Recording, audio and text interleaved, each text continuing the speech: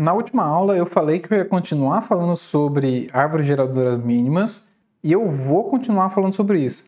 Na última aula eu também falei que quando eu fiz esses slides por algum motivo eu esqueci que eu ficava nesse canto aqui da tela. Então eu acho que no outro canto eu vou ficar melhor nesse slide aqui. Vou fazer um passo de mágica aqui e pronto, vou ficar aqui nessa aula. Acho que dá certo. Vou testar. Bom, vamos continuar falando sobre árvores geradoras mínimas, só que dessa vez a gente vai falar sobre o algoritmo de Prim, que é esse cara que está aí desse lado aí, ó. Se eu tivesse lá, eu ia fazer assim, né? Mudei. Esse cara que está aí, ele não tem cara de ser tão simpático quanto o Kruskal tinha, né? Mas também tem uma outra curiosidade aqui, coisas que acontecem na história da computação. O algoritmo de Prim, quem inventou não foi o Prim. Quem inventou foi um tcheco chamado Wojtek Jarnik. Sei lá se a pronúncia é essa, mas o Wojtek inventou esse algoritmo em 1930. E o Robert Klein Prim aí, ele foi lá, achou esse algoritmo e falou, olha aqui, ó, eu vou fazer esse algoritmo. Quer dizer, na verdade ninguém sabe se ele achou, etc. Né? Tem lendas e mais lendas aí. Mas o ponto é, ele recebeu o nome para sempre.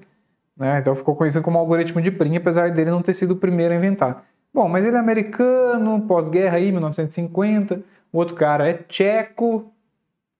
Eu acho que a gente sabe quem que fica aí com os louros, né? Mas vamos ser justos aqui e vamos dar os louros pro Jarnik. Tá aí do nosso lado, o nosso verdadeiro inventor do algoritmo que eu vou falar hoje. Bom, vamos falar sobre a árvore geradora mínima rapidinho, e eu tô do lado errado da tela. Fica difícil desse jeito, né? Mas a gente já viu esse slide. Se você quer saber o que é a árvore geradora mínima, clica lá no card, na primeira aula do Kruskal, que eu falo o que é. Grosso modo, uma árvore é um grafo conexo em ciclos, uma árvore geradora é um subgrafo desse grafo que contém todos os vértices, mais que seja uma árvore, e a árvore geradora mínima de todas as árvores geradoras, aquela que tem o menor custo. E vamos falar então direto do algoritmo de Prim. Para isso, eu vou fazer algumas definições, na verdade é uma definição mais de notação do que definições de coisas, né? Primeiro eu vou usar a letra T para falar de uma subárvore do grafo G, que eu já vou mostrar como é que eu construo essa árvore, subárvore T. Vou chamar de F o que eu chamo de fronteira. Se você olhar no material do Paulo Feofiloff, ele fala franja, eu acho horrível esse termo.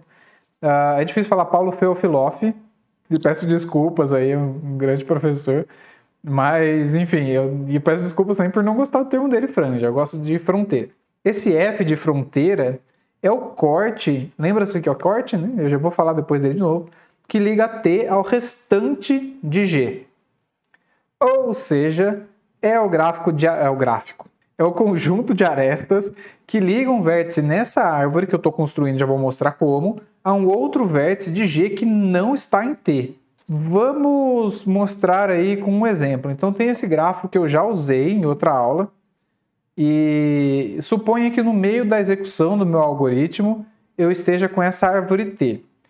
Fica fácil depois que eu mostrar isso aqui, ver como é que faz para iniciar, porque eu posso iniciar a partir de qualquer vértice. E aí eu vou executando até que eu chego nesse ponto aqui. Essa coisa que está em roxo é a minha árvore T, na verdade a minha subárvore, né? É uma árvorezinha aqui, que é um subconjunto do grafo. Não contém essas arestas aqui, ó, que não estão com a linha mais grossa, tá?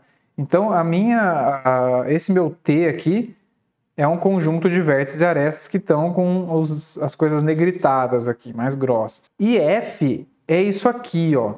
Dado, então, os meus vértices que estão em T, F é o conjunto das arestas que saem de um vértice que estão em T e vão para um vértice que não estão em T. Então, por exemplo, essa aresta está em F, porque esse cara está em T e esse cara está em T', né, que é o complemento, mas isso aqui não. Isso não faz parte da minha fronteira, da minha franja, porque esse cara também está em T. Tranquilíssimos, acho que é fácil de enxergar isso. E aí eu já posso fazer o algoritmo de Prim para vocês verem como é fácil, hein? Só porque eu achei que eu ia estar melhor do lado esquerdo, eu dessa vez sou melhor do lado direito. Como é que a gente faz o algoritmo de Prim? A gente inicia essa árvore contendo só um vértice, essa subárvore, contendo só um vértice, qualquer um, de G. Pode pegar aleatório, pode pegar o zero. E aí você, a partir desse cara, né, você constrói ali o F, escolhe uma aresta do F, que eu já vou responder qual, e adiciona a T. Você não pode adicionar só aresta a T, tá? Você tem que adicionar a aresta e o vértice, até para você, o vértice que está na outra ponta dessa aresta, né? Até para você saber que você não vai poder adicionar ele ali de novo e para fazer os próximos passos que estão aqui. O próximo passo, especificamente, é atualizar a minha fronteira, de acordo com essa inserção. O que eu tenho que fazer? Eu tenho que inserir todas as arestas desse novo vértice lá. Então, todas as arestas, de preferência as arestas para os vértices que não estão em T. E aí eu tenho que remover as arestas que não estão mais na fronteira. Quais que são essas arestas que não estão mais na fronteira, que é esse passo aqui? São as minhas arestas que estavam na minha fronteira e vão para o vértice que eu acabei de colocar, ou as minhas arestas do vértice que eu acabei de colocar, que vão para algum vértice que já estava em T. E aí, conforme eu vou adicionando os vértices, o meu conjunto do tamanho... conjunto do tamanho é ótimo, né? O tamanho do meu conjunto T vai crescendo. Enquanto ele for menor do que o grafo, eu ainda tenho vértice para adicionar em T. Aí eu volto para o meu passo 2. E aí a escolha, né, a decisão gulosa do algoritmo de Prim é muito parecida com a do Kruskal. É só o jeito que ele constrói que é diferente, porque ele vai olhando para essa franja, a fronteira. Mas a decisão gulosa é escolher aquela que tem o menor custo. Então, enquanto o Kruskal, ele pegava de menor custo entre todas as arestas, o Prim pega o menor custo das arestas que estão na fronteira. Vamos fazer com o exemplo que está aqui. Eu vou começar nesse vértice 1. Então, esse cara aqui é onde eu vou começar. A primeira coisa que eu faço é falar que T é só isso aqui. E aí eu atualizo a fronteira. A fronteira são essas arestas que estão aí mais verdinhas, né, mais grossas e tal. Eu olho para essa fronteira, vejo qual que é aquela que tem o menor custo. Está bem claro aqui que a aresta de menor custo para mim é essa daqui. Então eu vou adicionar o 3 e essa aresta de custo 1 no meu conjunto T. Vai ficar assim. E aí eu atualizo o meu conjunto F. Significa que eu coloco todas as arestas que estavam saindo aqui do 3, ó, que não estavam antes. Essas daqui. Eu não tenho que tirar nenhuma ainda, porque não deu nenhuma restrição, né? Aí eu adiciono 4. E aqui é um passo interessante, que é o seguinte. Bom, eu peguei essa aresta, adicionei ela e adicionei o 4 no meu conjunto T. E essa aresta que estava aqui, ó, ela passa a não fazer mais parte da minha franja, da minha fronteira. Tem vários jeitos de eu lidar com isso. Por exemplo, eu posso de fato remover do meu conjunto, ou eu posso, na hora que eu tento escolher a aresta de peso 5, eu verifico se ela está ligando dois caras que já estão em T. Geralmente isso é feito, porque é mais fácil, certo? Uma vez que eu vou mantendo quem já está em T, eu só olho para aquela aresta e verifico os dois. Se alguém já está em T, eu ignoro ela e pronto. Por que eu não posso pegar ela? Porque senão eu vou fazer um ciclo.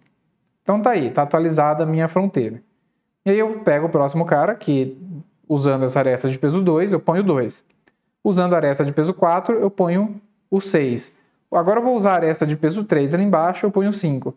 Aqui já fica diferente, né, a ordem do Prim e do Kruskal, porque no Kruskal eu colocaria essa aresta aqui no meu conjunto de solução antes dessa daqui, que não foi o que aconteceu aqui. Mas cheguei a uma árvore geradora mínima, é o que importa. Eu não vou entrar na implementação e, consequentemente, eu não vou entrar na complexidade do algoritmo de Prim, porque depende do que a gente faz na implementação. Vou deixar isso para uma próxima aula. Vou falar rapidinho da corretude. Ela é igual, né? A prova da corretude aqui é igualzinha à do Kruskal. Com a diferença só é que lá eu falei, olha, no caso do Kruskal, quando eu estou falando de corte, eu estou falando que eu tenho aqui um conjunto de vértices que são uma árvore, por causa do como o Kruskal vai colocando. Aqui, nesse caso, T até é uma árvore, tá? Mas o que importa é aquela definição mais raiz do corte, né? Eu tenho dois conjuntos aqui de que eu tenho vértices que estão conectados aqui, então essa é uma componente conexa, essa é uma outra componente conexa, e eu tenho arestas que ligam uma componente conexa na outra, que não estão nem de um lado nem do outro, tá? Elas compõem esse meu corte aqui. Tudo isso aqui dá para mim o meu grafo G. E aí acontece que é justamente o corte aqui, ó, eu até falei em algum slide anterior, que configura a minha fronteira F. E assim como lá no Kruskal eu falei, olha, eu tenho que pegar a menor aresta do meu corte aqui também. A única diferença da prova aqui é o que está do lado T aí e o que não está do lado T. Né? Aqui eu posso ter coisas no Kruskal, né? Aqui eu vou ter árvore, aqui não, aqui eu posso estar com todo mundo conectado. Então é isso, como eu disse na aula anterior, se tem alguma coisa de teoria dos grafos, quer provar a corretude, assume por contradição. Então, para lembrar, né? Quem não viu a aula de Kruskal, veja. Mas para lembrar, basicamente, o que eu fiz na prova foi: se eu pego alguém da fronteira e eu escolho aquela que não é de menor custo, eu vou acabar obrigando a não pegar nenhuma outra daquela fronteira. Porque se eu pegar qualquer uma outra, eu fecho um ciclo. Não pode. Então, para eu escolher uma outra aresta, eu tenho que tirar essa daqui. Se eu tirar essa que não é de menor custo e colocar uma que tem um custo menor do que ela, então o custo total do meu grafo vai diminuir. Então, a melhor opção não é pegar uma que não é o menor custo possível. Isso é uma prova por contradição. Então, eu já falei, né? A complexidade eu vou deixar para uma próxima aula. E é isso aí. Na próxima a gente volta a falar de prim. E agora pensando em como que a gente implementa e se a implementação dá diferença na complexidade ou não. Até mais.